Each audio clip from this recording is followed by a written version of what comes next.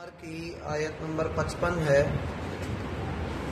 اللہ رب العالمین کا فرمان ہے وَاتَّبِعُوا اور تم پیروی کرو احسنا بہترین بات کی ما انزل الیکم جو تمہاری طرف اتاری گئی ہے من ربکم تمہارے رب کی طرف سے من قبلی اس سے پہلے ان یأتیکم کہ آ جائے تم پر العذاب عذاب بغتتاً اچانک وانتم جبکہ تم لا تشعرون شعور نہ رکھتے ہو۔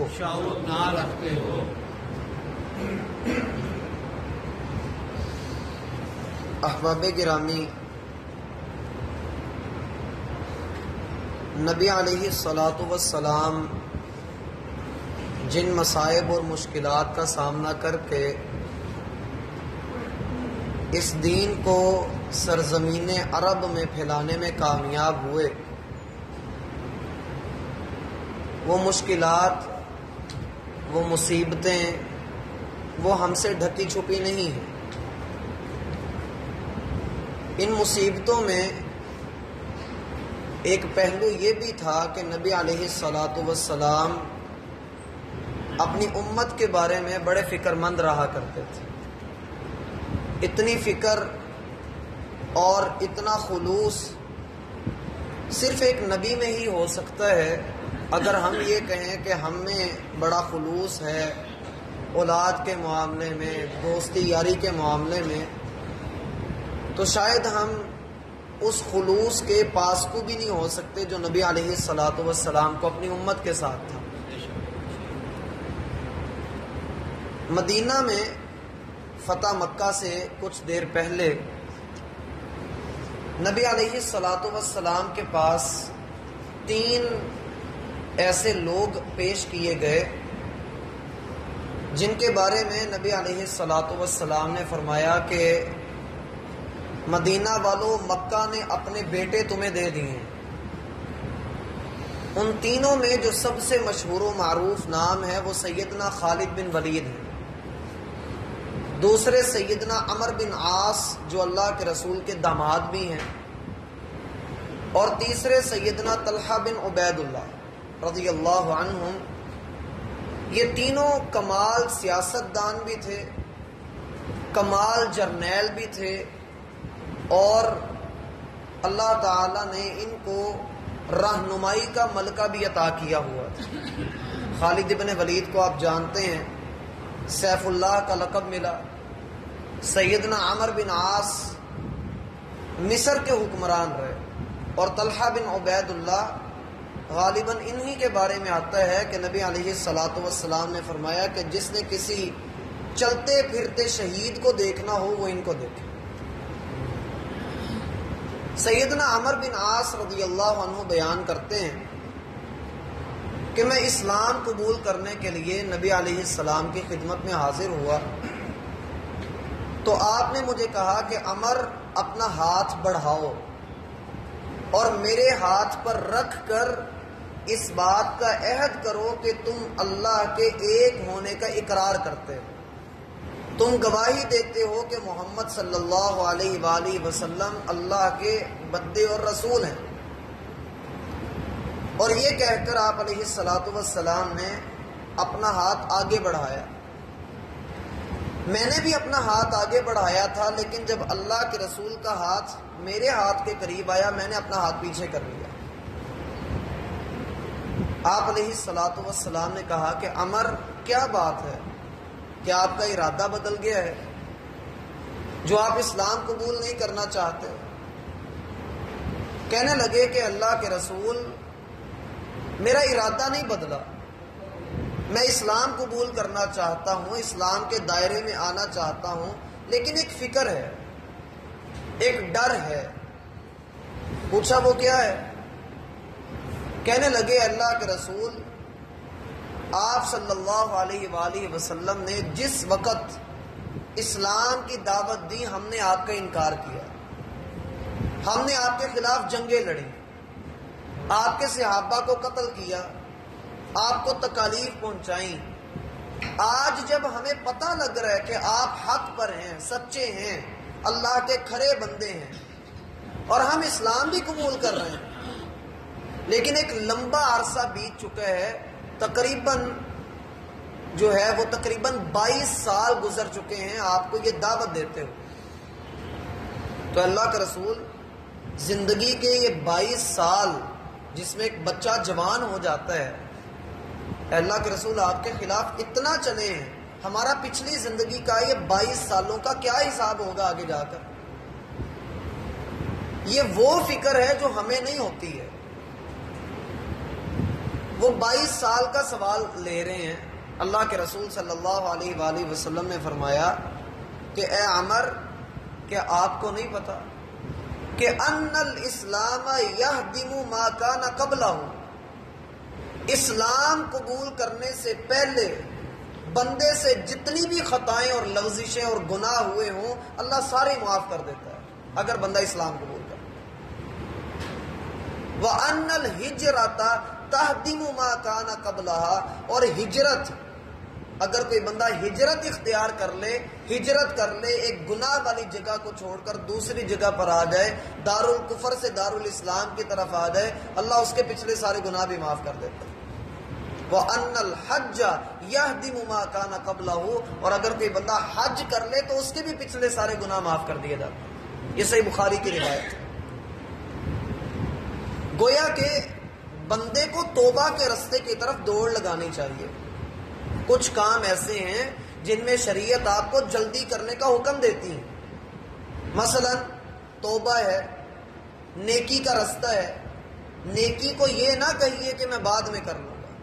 اللہ تعالیٰ یہاں پر آیت نمبر 55 کے آغاز میں یہی بات فرماتے ہیں، وَاتَّبِعُوا أَحْسَنَ مَا أُنزِلَ إِلَيْكُم مِّن رَّبِّكُم، لوگوں اس چیز کی اتباع کرو۔ اتباع کا مطلب ہوتا ہے پیچھے پیچھے قدم رکھنا، پیروی کرنا۔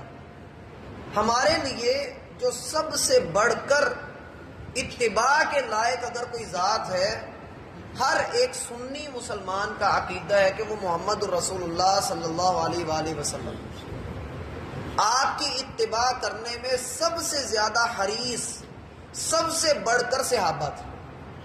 آپ کو سمجھنے والے، آپ کو مزاج کو سمجھنے والے، مزاج آشنا، آپ کی طبیعت سے واقف اگر کوئی تھا تو وہ صحابہ تھے۔ سب سے پہلے ان کی اتباع کیجئے۔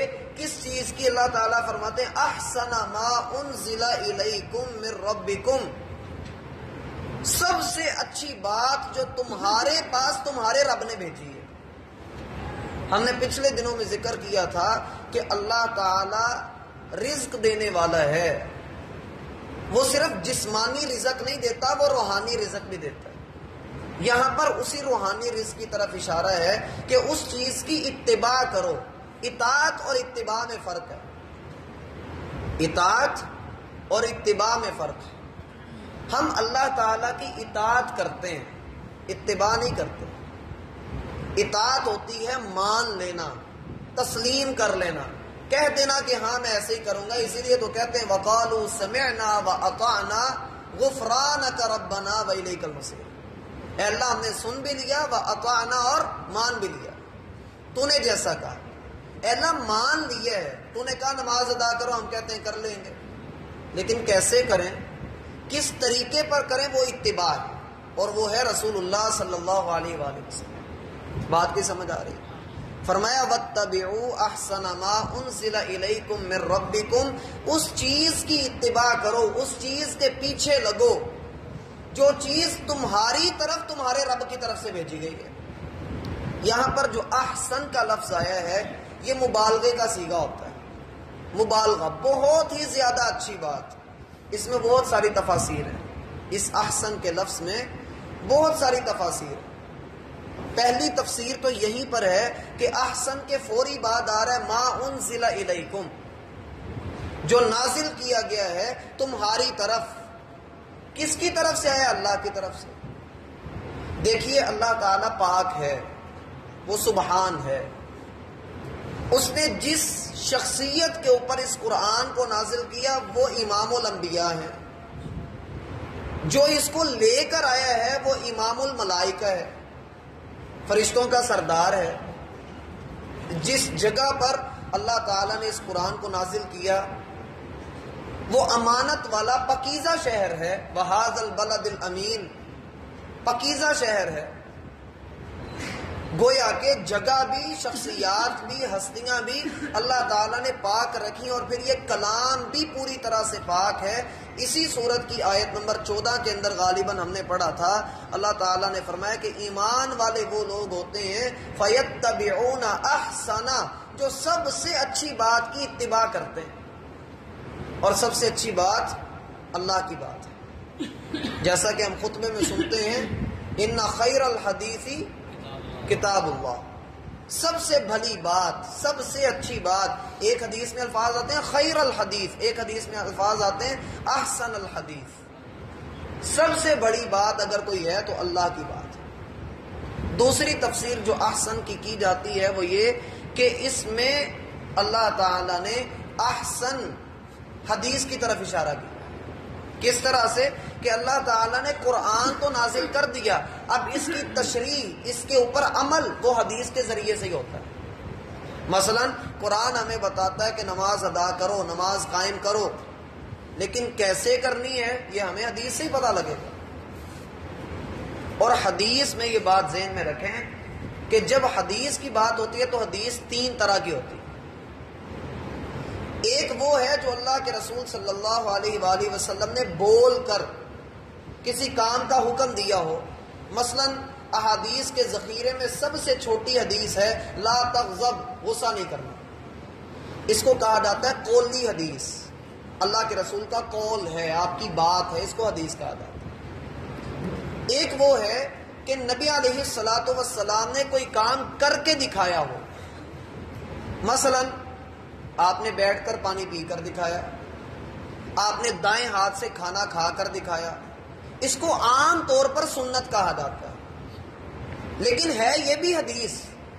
جب بھی صحابی اس کو بیان کریں گے، صحابہ یہ کہیں گے کان رسول اللہ صلی اللہ علیہ وآلہ وسلم یعجبہ التیمم فی تنعلہ وترجلہ، کہ اللہ کے رسول صلی اللہ علیہ وآلہ وسلم کو پسند تھا کہ آپ داہنی جانب سے کنگھی کیا کرتے تھے، داہنی جانب سے جوتا پہنا کرتے تھے، داہنی جانب آپ کو پسند تھی۔ یہ بات تو سنت بیان کی جا رہی ہے لیکن ہے حدیث کا درجہ۔ اب جب صحیح بخاری کے اندر یہ حدیث لکھی ہوگی تو اس کو حدیث ہی کہا جائے گا۔ یہ حدیث کی دوسری قسم ہے، اس کو کہا جاتا ہے فعلی حدیث، کر کے دکھانا، فعل۔ اور حدیث کی تیسری قسم ہوتی ہے کہ نبی علیہ الصلوۃ والسلام کے سامنے کوئی کام کیا جائے، نبی علیہ الصلوۃ والسلام کے سامنے کوئی کام کیا جائے اور آپ اس پر خاموشی اختیار کریں۔ کیوں؟ خاموشی کا مطلب اقرار ہے کہ ہاں جو آپ کر رہے ہیں ٹھیک، درست ہے۔ ہاں اگر نبی وہ کام نہ کریں تو اس کا یہ مطلب نہیں ہے کہ یہ کام جائز نہیں ہے۔ اگر نبی علیہ الصلوۃ والسلام نے اس پر خاموشی اختیار کی ہے تو اس کا مطلب ہے وہ کام جائز ہے، اور اگر وہ کام درست نہیں تو اللہ کے رسول منع کر دیتے تھے۔ مثلا گو آپ نے دیکھی ہوگی، گاؤں میں اکثر ہوتی ہے گو، بہت بڑی چھپکلی جسے آپ کہتے ہیں، گو ہوتی، اللہ کے رسول صلی اللہ علیہ وآلہ وسلم کے سامنے رکھی گئی، آپ نے نہیں کھائی، صحابہ کھاتے رہے۔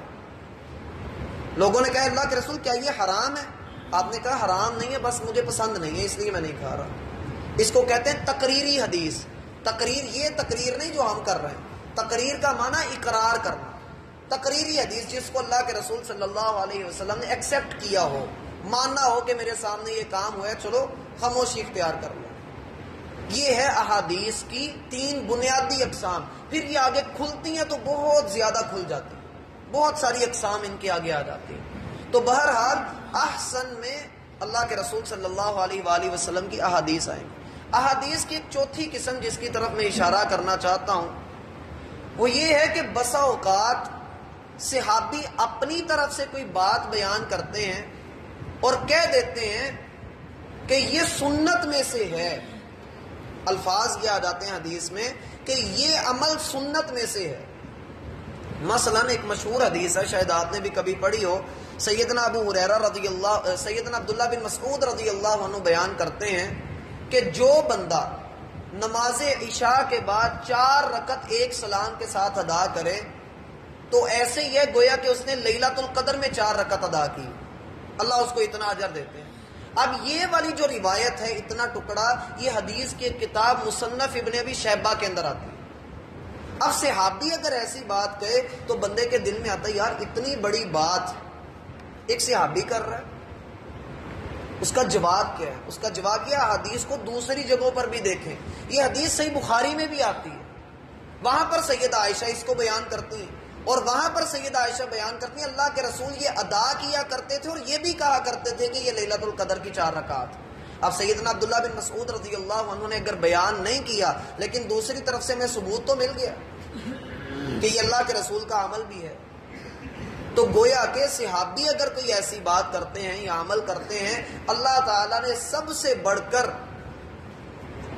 جب لوگوں کے دلوں کو دیکھا تو انبیاء کے بعد سب سے پاکیزہ، سب سے اچھے بھلے لوگ اللہ کو جو نظر آئے وہ صحابہ تھے، اور اللہ نے ان کو اپنے نبی کا وزیر بنا دیا. احسن ما انزل الیکم من ربکم، اس کی تیسری تفسیر یہ ہوگی کہ قرآن و سنت کے اوپر عمل کرو، اور یہ سب کو شامل کر لیتے ہیں. پہلے کہا قرآن پر، پھر کہا حدیث پر، اور آخری ہے دونوں کے اوپر، کیونکہ اللہ تعالیٰ نے حدیث کو بھی اللہ نے نازل کیا ہے. اس کی دلیل بھی قرآن میں ہے، وما ينطق عن الهوى ان هو الا وحی یوحى. نبی اپنی مرضی سے نہیں بولتے، جو ان کی طرف وحی کیا جائے وہی بات کرتے ہیں. وحی کی بھی 2 اقسام ہیں. ایک وحی وہ ہوتی ہے جس کی تلاوت کی جاتی ہے، وہ یہ قرآن پاک، اس کی تلاوت کی جاتی ہے، اسے کہا جاتا ہے وحی متلو، جس کی تلاوت کی جائے. اور جس کی تلاوت نہ کی جائے لیکن اس پر عمل کیا جائے اسے کہا جاتا ہے وحی غیر متلو، اور وہ حدیث ہے. عموماً ہمارے اساتذہ یہ کہتے ہیں کہ عوام الناس حدیث کی تلاوت نہیں کرتے، وگرنہ مدارس میں حدیث کی تلاوت بھی ہوتی ہے. جیسا کہ امام ترمذی رحمہ اللہ کا قول ملتا ہے کہ جس گھر میں اللہ کے رسول کی باتیں احادیث پڑھی جاتی ہیں، گویا کہ کأن النبی صلی اللہ علیہ وآلہ وسلم ینطق فی بیتہ، گویا کہ رسول اس گھر کے اندر بول رہے ہیں. جس گھر میں احادیث رسول پڑھی جاتی ہیں گویا کہ رسول اس گھر کے اندر بول رہے ہیں. تو یہ خیر علمی بحثیں ہیں، علمی گفتگو ہے. تو اللہ تعالی ہمیں اصل چیز یہ ہے کہ جو حکم ہے کہ واتبعوا، اتباع کریں. یہ تو تھا اس میں گہرائی والی باتیں، اس کی جو موٹی موٹی باتیں ہیں وہ انشاءاللہ ہم کل